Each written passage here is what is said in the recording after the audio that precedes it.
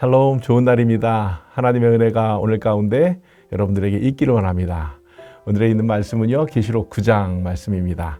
계시록 9장 말씀 8장에 이어서 천사들의 이야기가 쭉 나오는데요. 5번째, 6번째 나팔의 재앙이 계시록 9장에 나오고 있습니다.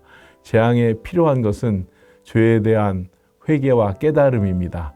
그런데 이 어려운 이야기들을 좀 어렵지만 우리가 말씀을 한 절 한 절 좀 같이 봤으면 좋을 것 같아요. 9장 1절 말씀 제가 먼저 보겠습니다. 다섯째 천사가 나팔을 불매 내가 보니 하늘에서 땅에 떨어진 별 하나가 있는데 그가 무저갱의 열쇠를 받았더라. 아멘. 하늘에서 땅에 떨어진 별 무엇일까요? 이것은 타락한 천사를 말하는데요. 사탄입니다. 예전 우리가 보았던 개역 한글에는 성경이 다 대부분 이 사단을 사단이라고 되어 있는데 예전 성경을 이제 지나고 개역 개정 성경 지금 우리가 보는 성경에는 사단을 사탄으로 이렇게 다 발음하고 있거든요. 뭐 같은 이야기이긴 하지만 그렇게 바뀌었다는 걸 좀 말씀드렸으면 좋을 것 같아요. 오늘 본문에 보니까 또 무저갱 이렇게 나오죠. 이 무저갱은 바닥 밑이 없는 그 구덩이 있거든요. 끝없는 구덩이. 어떻게 보면 스올 지옥을 뜻하고 있습니다. 그곳에서 나쁜 것들이 나오고 또 어려움이 있는 그런 일이 나오는데 이 무저갱의 열쇠를 받은 자, 어둠에서 일하는 자죠. 이 사탄을 지칭하고 있습니다. 계시록 9장 11절 말씀 한 절 또 다시 보겠습니다. 저에게 임금이 있으니 무저갱의 사자라. 히브리음으로 이름은 아바돈이요 헬라음으로 이름은 아볼루온이더라. 아멘. 이 무저갱의 사자가 있다고 말하죠. 이 아바돈 또는 아볼루온 이것도 사탄을 말합니다. 어떤 뜻이냐면요. 파괴자 이런 뜻이에요. 멸망을 초래하는 자. 사탄이 다스리는 곳 정말 이 스골 그곳이 존재하고 그곳이 있다는 것을 이야기하고 있는데요. 좀 말씀이 좀 어려울 수 있는데 이 사탄의 모습을 우리는 뭐 영화에서나 상상해서 그릴 수 있는데 잘 묘사해 놓은 책 한 권이 있거든요. 영적 전투의 전략이라는 책인데요. 워런 위어스비 목사님인데 작년에 그 새로 이름을 바꿔서 개정판이 나왔거든요. 영적 전투에서 승리하는 길 이런 책에서 이 사탄의 모습을 4가지 모습으로 표현해 놨는데 제가 이 책을 보면서 참 자세하게 우리에게 알려주고 있구나 이런 생각을 하게 되었습니다. 사탄의 변장된 4가지 모습을 워런 위어스비 목사님은 이야기하는데 4가지 모습의 이야기를 하면서 이 파괴자에 대한 모습을 좀 볼까 합니다. 파괴자인 사탄의 공격 목표는 책에서 교회와 가정을 이야기합니다.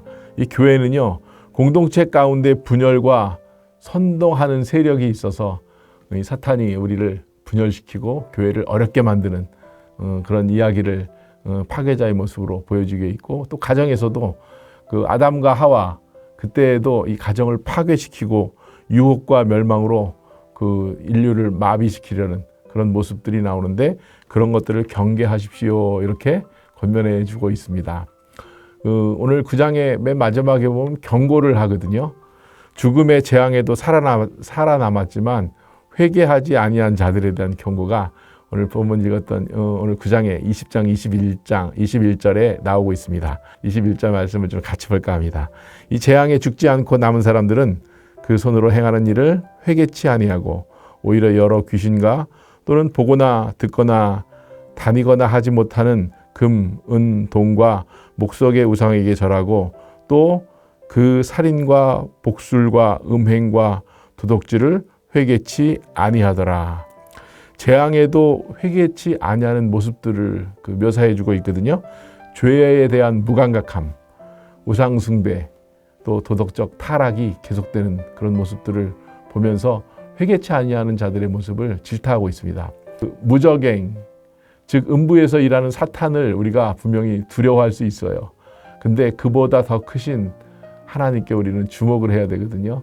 이 음부의 권세가 이렇게 무서운 모습으로 묘사되어 있는데 마태복음에도 예수님께서 이 음부의 권세에 대한 이야기를 가이사랴 빌립보 지방 가이사랴에서 예수님께서 하신 말씀이 마태복음 16장 18절에 있습니다.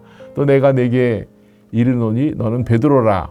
내가 이 반석 위에 내 교회를 세우리니 음부의 권세가 이기지 못하리라. 그래서 음부의 권세가 이기지 못한다.